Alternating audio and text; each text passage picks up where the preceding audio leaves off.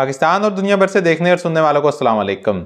इमरान खान साहब की जानिब से सुप्रीम कोर्ट में एक और दरख्वास्त बाकायदा तौर पर दायर कर दी गई है। ये दो दरख्वास्तें इमरान खान साहब की जानिब से सुप्रीम कोर्ट में हो गई हैं। ये समाअत के लिए मुकर्रर होने वाली हैं। इसकी तफसीलात से आपको मैं आगाह करूँगा इस वीडियो में। इसके अलावा इमरान खान साहब की बेटों से गुफ्तगू का जो मामला था, आज सुप्रीडेंट अडयाला जेल ने अदालत में अपना जवाब जमा करवा दिया है। क्या जवाब उन्होंने जमा करवाया वो भी आपके साथ डिस्कस करेंगे। और जनरल फैज़ हमीद के ऊपर आज सुप्रीम कोर्ट के अंदर एक केस में समाअत हुई है और सुप्रीम कोर्ट ने उस मामले को निपटा भी दिया है। उसकी सारी तफसीलात मैं आपके साथ शेयर करूंगा। और इसके अलावा आज बैरिस्टर अली गौहर और बाबर अवान साहब ने इलेक्शन कमीशन से मुलाकात की है। क्या गुफ्तगू हुई उस मुलाकात में वो भी देखेंगे। सनम जावेद साहबा की कल शाम को इतला मिली थी कि उनकी चौथे मुकदमे में ज़मानत हो गई है। इससे पहले 3 दफ़ा उनकी ज़मानत हुई, दोबारा उनको किसी और मुकदमे में गिरफ्तार कर लिया जाता है। तो हीने अदालत की भी उनकी दरख्वास्त चल रही है और इस वक्त उनकी चौथे मुकदमे में ज़मानत भी हो गई है।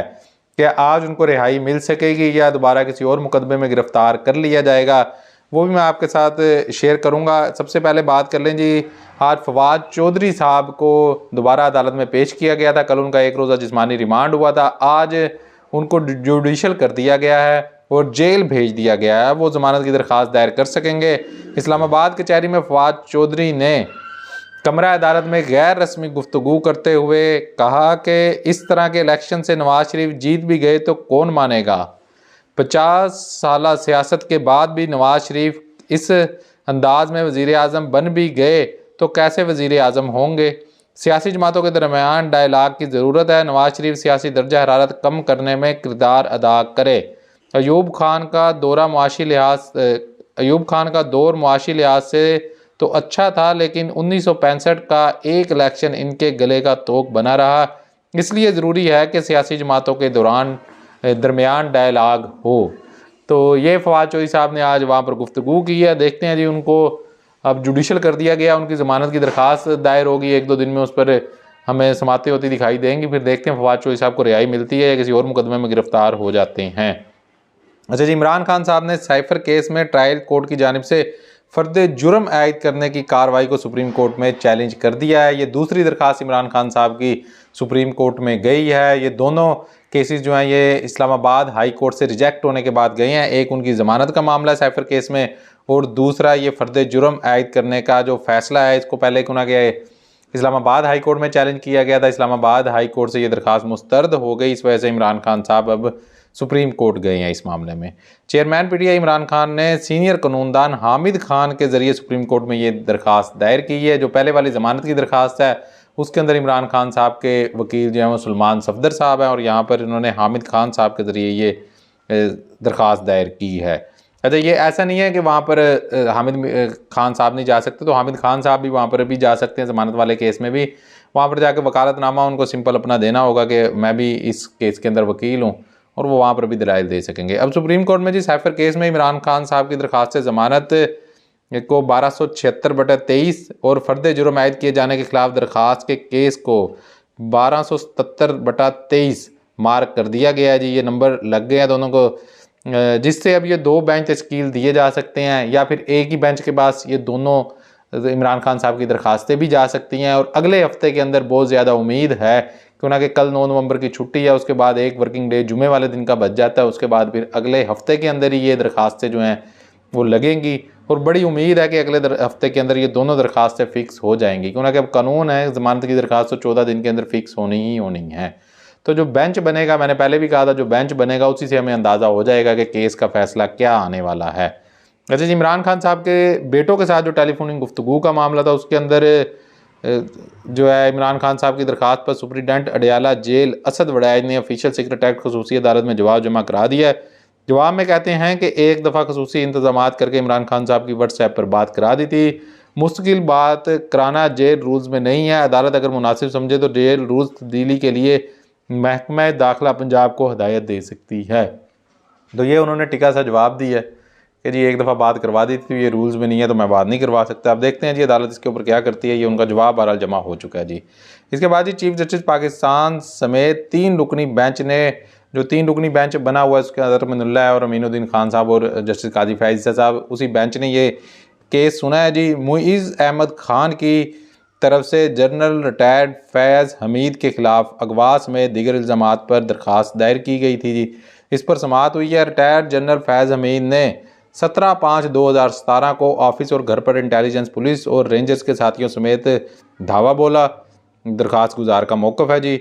अब ये 17/5/2017 का वाक़या वो बता रहे हैं। तो 17/5/2017 को एक तो जनरल फैज़ हमीद साहब उस वक्त DGISI नहीं थे, ठीक हो गया। और दूसरा ये जिस वक्त का वाक़या उस वक्त इमरान खान साहब वज़ीर आज़म भी नहीं थे। इमरान खान साहब वज़ीर आज़म 2018 में बने। उस वक्त गालिबन शाहिद खकान अब्बासी वज़ीर आज़म थे।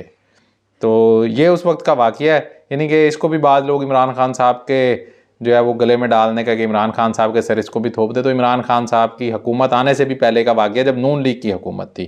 तो किसी ने अगर इसका मज़ा ये लेना है कि इमरान फैज़ हमीद का जो मामला है वो इमरान खान साहब के सर थोपा जाए, तो इमरान खान के नहीं, वो फिर नून लीग के सर पे थोप सकती है।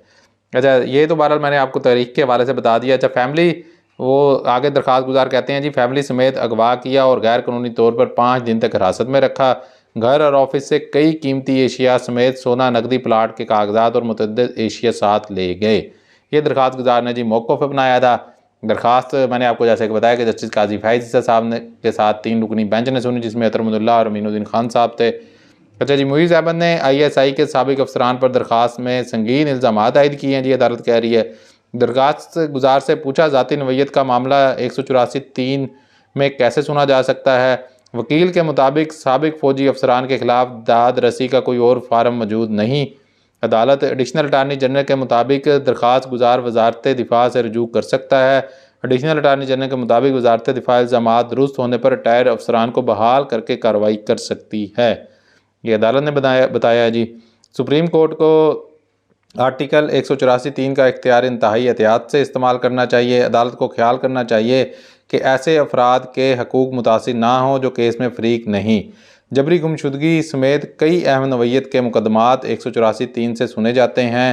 जस्टिस अतरमुल्लाह मुनासिब होगा दरख्वास्त गुजार मजाज फॉरम से रजू करे सुप्रीम कोर्ट। यानी वो कह रहे आप हमारे पास ना आएँ, आप उधर जाएँ जी, वजारत दाखिला के पास, तो वजारत दिफा के पास, सॉरी। तो सुप्रीम कोर्ट ने जनरल फैज़ हमीद और दीगर के खिलाफ कार्रवाई की दरख्वास्त निपटा दी। ये कहते हुए उन्होंने दरख्वास्त निपटा दी जी, आप जाएँ वजारत दिफा के पास, हमारे पास ना आएँ, उधर जाएँ, उधर जाके आपकी दाद रसी कोई होती है तो हो जाए। तो दाद रसी क्या होनी है इस तरह के मामलात में जहाँ पर ताकतवर लोग हों। इमरान खान जैसे शख्स की दाद रसी नहीं हो सकी, अपनी FIR नहीं दर्ज करवा सके, तो फिर यहाँ पर किसी को क्या दाद रसी मिलेगी। बहरहाल ये एक मामला था जनरल फैज़ हमीद के हवाले से, क्योंकि जहाँ पर जनरल फैज़ हमीद साहब का नाम आता है उसको जोड़ने की इमरान खान साहब के साथ कोशिश की जाती है। तो इस वजह से मैंने वाजिया किया है कि ये 17/5/2017 का, यानी कि 17 मई 2017 का मामला है, जबकि इमरान खान साहब की हुकूमत नहीं थी, नून लीग की हुकूमत थी और शाहिद खकान अब्बासी साहब उस वक्त गालिबन वज़ीर आज़म थे। तो ये तब का मामला है। अच्छा जी, बैरिस्टर गौहर अली की इलेक्शन कमीशन के बाहर मीडिया से गुफ्तगू। इलेक्शन कमीशन से बाबर अवान और मैंने मुलाकात की है जी।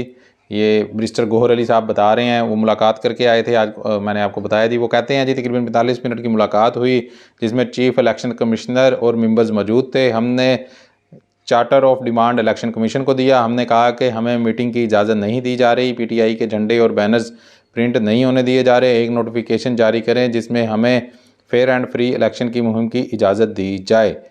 हमने ये भी कहा कि निगरान हुकूमत फ़ंड्स जारी कर रही है जो नहीं कर सकती। इलेक्ट्रिक कंपनीज़ के डिस्कोर्स जारी करने वाले नून लीग के उम्मीदवार हैं। हमारा इंतखाबी निशान का आर्डर अभी तक रिलीज़ नहीं किया गया। इनको कहा कि तफसीली आर्डर जारी किया जाए। ये फ़ैसला तो हो चुका है इलेक्शन कमीशन से कि बैट का निशान PTI का ही होगा, मगर वो तफसीली आर्डर अब तक जारी नहीं किया जी, तो उसकी भी डिमांड की है। इलेक्शन कमीशन ने कहा कि बैट का निशान PTI का ही होगा, कोई चेयरमैन माइनस नहीं होगा, जो चेयरमैन PTI हैं वही रहेंगे। इलेक्शन कमीशन की आइनी ज़िम्मेदारी है लेवल प्लेइंग फील्ड के लिए किरदार अदा करे। चीफ इलेक्शन कमिश्नर ने हमारी तमाम जायज़ गुजारिशात पर कहा कि सब मानी जाएंगी। इलेक्शन कमीशन एक आइनी इदारा है। आज की मीटिंग से उम्मीद है कि इलेक्शन कमीशन अपना किरदार अदा करेगा।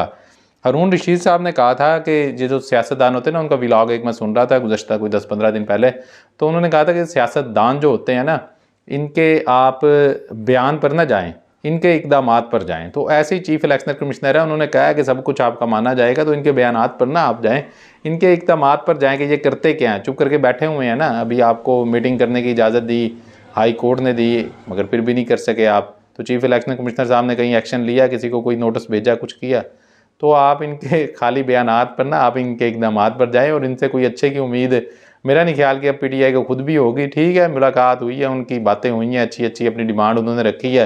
कल को चीफ इलेक्शन कमिश्नर साहब किसी और फॉरम पे अगर ये मामला जाता तो ये भी नहीं कह सकेंगे कि ये मेरे पास तो आए नहीं थे। तो उनके पास गए हैं, अच्छी बातें हैं, मगर इनसे कोई ज़्यादा तवक्का नहीं रखी जा सकती। इस वक्त 2-3 लोग हैं पाकिस्तान के जो ताकतवर, चीफ इलेक्शन कमिश्नर साहब हो, जस्टिस काजी फैज़ ईसा साहब हों, या फिर और ताकतवर लोग हों। तो ऐसे कुछ ताकतवर लोग हैं जिनसे मेरा ख्याल है कि PTI को ज़्यादा तवक्का नहीं रखनी चाहिए। तो ये अब तक की सूरत हाल है। देखते हैं आज सनम जवेद साहबा को रिहाई मिलती है या नहीं मिलती, आपको अपडेट करेंगे। मिलते हैं इंशाल्लाह अगली वीडियो में। अल्लाह हाफिज़।